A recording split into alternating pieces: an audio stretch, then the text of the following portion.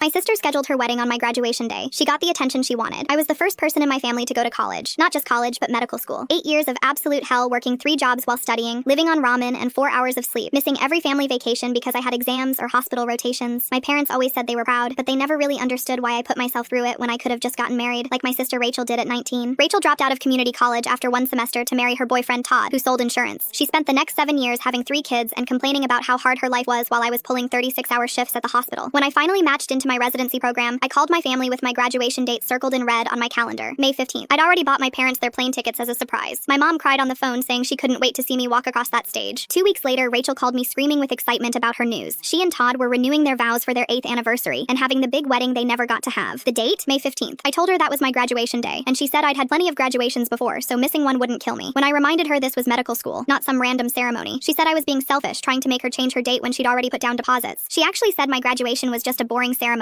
but her wedding was a once-in-a-lifetime event. I asked her what about her first wedding, and she hung up on me. Rachel immediately called our parents crying about how I was trying to ruin her special day. She told them I demanded she change everything, just so people would pay attention to me. She said I'd always been jealous of her beautiful family and was trying to sabotage her happiness. My mom called me disappointed, saying Rachel already paid for the venue and it would be such a waste of money to change it. My dad said I could just get my diploma mailed to me. They chose her wedding. I said I understood completely and wished Rachel all the best. Then I got strategic. First, I called my extended family personally to let them know about my graduation. My aunts, uncles, cousins, and everyone who'd watched me struggle through school. I told them how much it would mean to have them there since this was such a huge accomplishment. Every single one of them already knew about Rachel's wedding, but when they heard it was the same day as me becoming a doctor, they all said they'd rather come to my graduation. My uncle, who paid for some of my textbooks, said he wouldn't miss seeing his investment pay off. My grandmother, whom Rachel was counting on to pay for the flowers, said she'd rather see her granddaughter become a doctor than watch Rachel get married again to the same man. Then I reached out to all our family friends, the ones who'd known us since we were kids. I told them how excited I was to finally be done after 8 years of sacrifice. They all picked my graduation. Even Rachel's own godmother said she'd already been to one of Rachel's and didn't need to see another. The best part was when I called Todd's parents. They'd always felt bad that they missed my white coat ceremony because of one of Rachel's tantrums. When they heard she scheduled her vow renewal over my medical school graduation, Todd's mom was furious. She said Rachel was selfish and they'd be at my graduation to support someone who actually accomplished something. 2 weeks before the big day, Rachel realized her guest list had shrunk from 150 to about 20 people. She called me sobbing, demanding I tell everyone to come to her wedding instead. I played dumb and said I thought she didn't want selfish people at her celebration anyway. She tried to get our parents to force people to choose her, but my mom was too embarrassed to call anyone after they'd already picked my graduation. Rachel had to call off the renewal because the venue required a minimum head count she couldn't meet.